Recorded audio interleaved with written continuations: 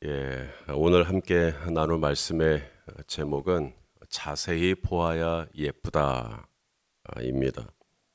레위기 13장은 피부병에 대한 말씀입니다. 특별히 이 말씀을 받을 당시에 이스라엘은 광야에 있었죠. 그 뜨거운 태양과 또 습한 날씨 속에서 이 광야를 지나는 중에 이스라엘 백성들 안에 어떤 피부병이 발생할 수 있죠. 그것은 이상한 일이 아닐 겁니다. 만일에 이스라엘이 광야에 있지 않았다 하더라도 저와 여러분의 일상 속에서만 봐도 얼마든지 저와 여러분의 피부에 트러블이 있을 수 있죠. 하지만 오늘 이 레위기 13장에서 심각하게 다루는 피부병이 있는데 그것은 바로 나병입니다. 이 나병을 이라고 하는 이 원어에서 오늘날 레프러시 곧 한센병이 나왔습니다. 하지만 성경에서 말하는 이 나병, 짜라트라는 단어는 오늘날 우리가 이해하고 있는 한센병하고는 많이 다릅니다. 지금으로부터 약 3000년 이전에 살았던 당대의 사람들에게 이 짜라트, 이건 짜라트다, 이건 나병이다 라고 구별한 내용들을 보면 오늘날 의학의 기준으로 봤을 때는 단순한 피부병이기도 하고 좀 더 상태가 심하면 악성 종기나 피부병 정도로만 판단할 수 있는 일들을 짜라트로, 나병으로 분류한 것들을 볼 수가 있습니다. 그럼에도 불구하고 이스라엘 공동체는 피부에 생기는 어떤 병에 대해서 굉장히 엄중하게 다룹니다. 왜 그랬을까? 오늘 이스라엘이 이 피부병에 생기는 이런 악한 현상들에 대해서 민감하게 다루는 이유는 그것이 곧 감염을 일으키기 때문에 그래요. 한센병은 감염이 없습니다. 그러므로 이 차이만 봐도 우리가 알고 있는 한센병과 성경에서 나병이라고 말하는 것이 다소 차이가 있다는 것을 알게 됩니다. 또 내일 보게 될 본문에 보시면 의복, 우리가 입는 의복에도 나병이 있고 우리가 살고 있는 이 집에도 나병이 있다. 이런 식으로 표현을 하십니다. 그러므로 우리가 일반적으로 알고 있는 한센병과 성경에서 나병, 짜라트라고 말하는 것이 분명히 차이가 있다라는 것을 알게 됩니다.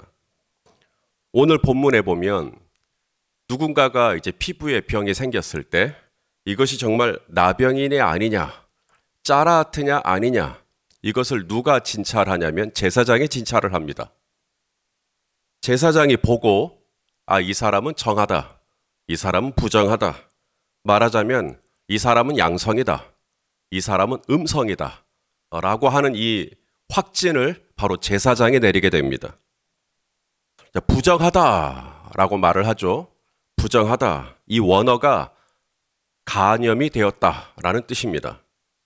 그래서 양성인 거고, 정하다, 감염이 안 됐다 이 사람은. 그래서 양성, 음성으로 나오게 되면 이제 정하다, 이 모든 기준을 바로 제사장이 정하게 됩니다. 그렇기 때문에 이스라엘은 레위기 13장을 통해서 이스라엘 백성들이 일상의 생활 중에 생길 수 있는 여러 피부병의 경우에 이것이 단순한 오민지, 이것이 단순한 그냥 뾰루지인지, 혹은 이게 화상으로 인한 흔적인지, 아니면 이게 진짜 나병인지, 이 모든 것을 판단하는 사람이 바로 제사장입니다. 바로 저와 여러분이 제사장이죠. 너희는 택하신 족속이요 왕 같은 제사장이라고 하셨습니다. 그러므로 성도는 이 세상을 살아가고 이 세상의 일상을 살아가는 동안에 이건 정하다, 이건 부정하다, 이것을 분별할 수 있어야 됩니다. 이걸 진찰할 수 있어야 돼요. 제사장의 의사는 아니에요. 우리가 그것을 고쳐내지는 못합니다. 다만 진찰할 수는 있다.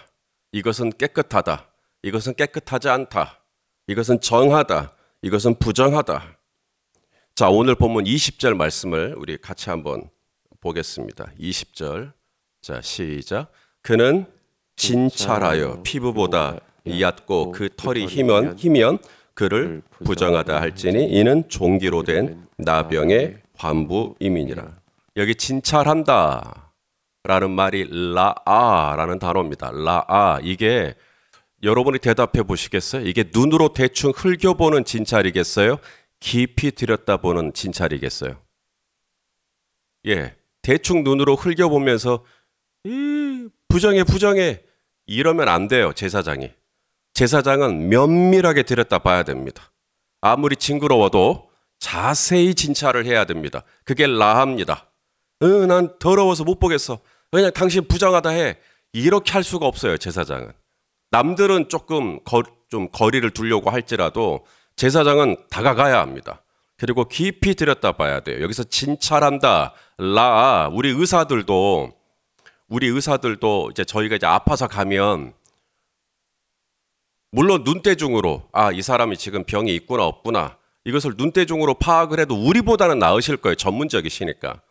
하지만 의사들도 좀 더 정확하게 양성과 음성을 판단하기 위해서 청진기를 대죠. 우리가 일반적으로 듣지 못하는 소리를 잡아내기 위해서 청진기를 댄다든지 혹은 엑스레이를 찍어보자고 한다든지 그것도 더 자세히 들여다보기 위해서 MRI를 찍어보자고 한다든지 CT를 찍어보자고 한다든지 그렇게 들여다보고 그게 라합니다. 라하. 그렇게 들여다보고 나서 판단하라는 거예요. 나태주 시인이 쓴 풀꽃이라고 하는 시가 있습니다. 오늘 말씀의 제목이기도 한데요. 자세히 따라서 같이 읽을까요? 자세히 보아야 예쁘다. 오래 보아야 사랑스럽다. 너도 그렇다. 예. 이 시는요, 오래 보셔야 됩니다. 이 시는 금방 읽어갖고는 이게 뭔 말이지 싶어요. 그런데 자세히 보고 오래 보고 음미하면 음미할수록 정말 맞구나. 나태주 시인의 관점에서 우리가 왜 일상생활에서 다른 사람하고 갈등을 하게 되고 부딪히게 되고 서로 상처를 주고받고 왜 그러는가? 나태주 시인의 관점에서는 자세히 들여다보지 않기 때문이에요. 그분이 그렇게 할 때는 뭔가 이유가 있겠죠. 그런데 그걸 들여다보지 않으니까 판단해버리는 겁니다. 제 아들이 이제 밤늦게 들어오잖아요. 아빠! 제가 이제 서재에 있으니까 아빠! 그럼 제 아들의 목소리만 들어도 우리 아들 상태가 괜찮구나. 그런데 어느 날엔 아빠 그러면 아들 무슨 일 있어? 이렇게 되는 겁니다. 때로는 아예 엄마 아빠를 보고도 그냥 쑥 하고 들어가 버릴 때가 있죠. 그러면 이놈의 자식이 이렇게 하면은 안 돼요. 뭔가 이유가 있겠지 하고 자세히 들여다봐야 합니다. 그게 라아입니다. 우리가 상대방을 얼른 보고 다 판단을 해낼 수 있으면 얼마나 좋겠냐마는 그렇지 않습니다. 저분이 왜 나한테 저렇게 이야기를 하지? 저분은 왜 나를 꼭 무시하는 것 같지? 저분이 지금 어딘가 되게 화가 났나? 내가 저분한테 무슨 실수를 했나? 청진기를 들여다보고 청진기를 들여다보고도 이해가 안 되면 뭐 엑스레이도 찍어서 도대체 저분이 왜 저렇게 판단하시는지 저렇게 행동하시는지 그래도 안 되면 MRI나 CT도 한번 들여다보고 그러고 나서야 저분이 어제 그런 일이 있었구나.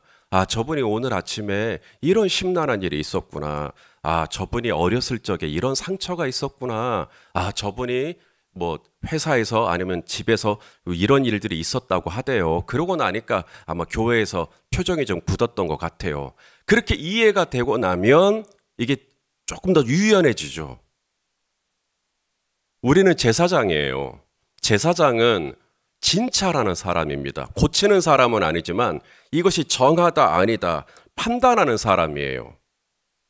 간염이 되었다 아니다. 이건 음성이다 양성이다.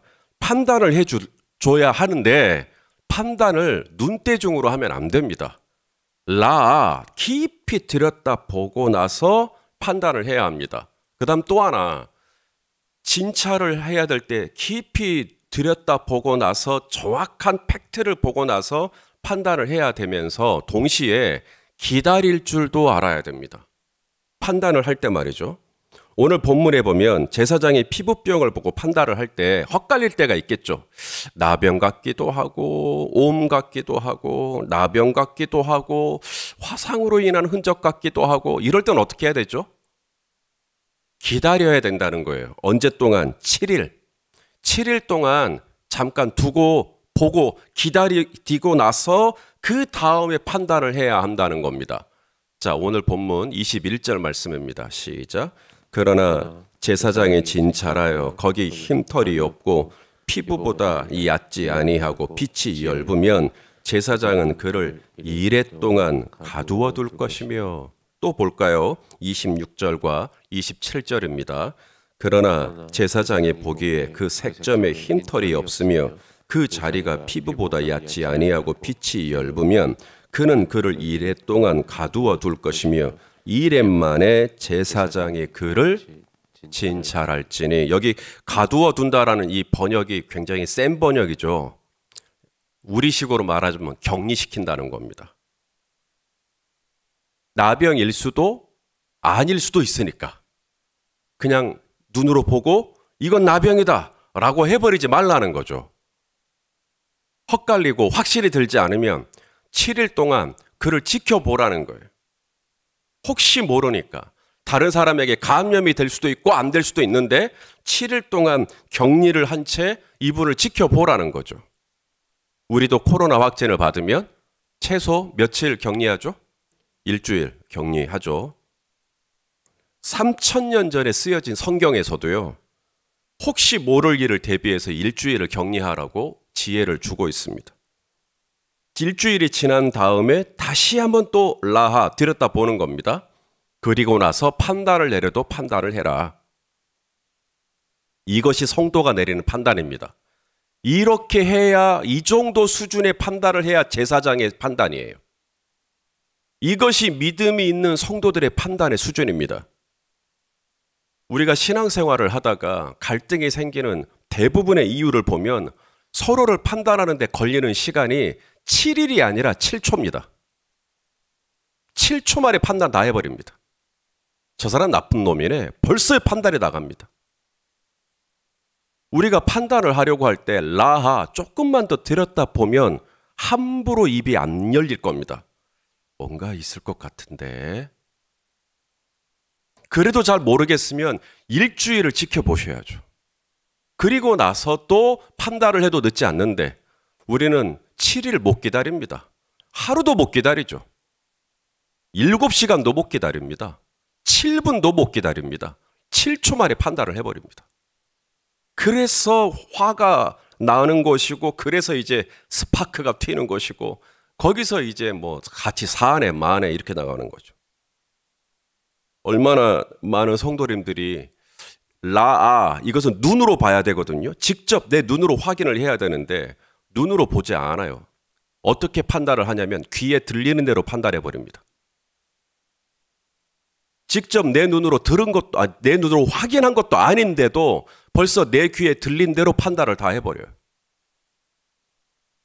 시간을 지켜본 다음에 내가 정말로 그러한가 아니한가, 내가 판단하고 나서도 늦지 않을진데 그냥 내 옆에서 누가 무슨 얘기를 하면 벌써 그 얘기만 듣고 판단해버리고 고정관념이 생겨버리고, 그리고 더 나아가 내가 들은 얘기를 다른 사람에게 벌써 감염시켜버립니다. 만일 내 눈으로 이제 확인을 했어요. 진짜 확인을 했어요. 그리고 내가 들은 얘기가 사실인 것이 판정이 됐어요. 그러면 이제 어떻게 해야 될까요? 바로 부정하다. 내가 눈으로 보니까 이 사람 문제가 있네. 부정하다. 라고 해야 할까요? 성경은 내가 눈으로 분명히 진찰을 하고 이것이 부정하다라는 것이 판단이 되어졌어도 신중하라고 얘기합니다. 1차 판단. 1차는 이렇게 해야 합니다. 내 눈으로 확인하고 이게 사실이구나, 이게 문제가 있구나, 부정하다라고 판단이 되어지면 1차, 나와 그 사람이 대면을 해야 합니다. 그리고 내가 본 것을 이야기해야 합니다. 그리고 상대방의 해명을 들을 기회를 드리는 것이죠. 내가 본 게 있는데 만일에 상대방이 잘못을 시인하잖아요. 제가 잘못했다고. 그리고 돌이키기로 결정한다면 거기서 끝내야 합니다. 내가 본 것이 있어도 다른 사람한테 간염시키면 안 됩니다. 상대방이 돌이키겠다고 했으니까. 하지만 돌이키겠다고 해놓고 며칠이 지나도 전혀 개선될 의지도 보이지 않고 오히려 나한테 거짓말을 했던 것이 드러났다면 2차는 1차는 나하고 그 사람하고 1대1 대면이죠. 2차는 내가 한 두세 사람을 데리고 가는 겁니다. 그리고 다시 그 사람과 독대합니다. 그리고 다시 권면을 하는 거죠. 우리가 봤다. 거기서 그분이 회개를 하는 겁니다. 잘못했습니다. 제가 잘못했음을 인정합니다. 제가 진짜로 바꾸겠습니다.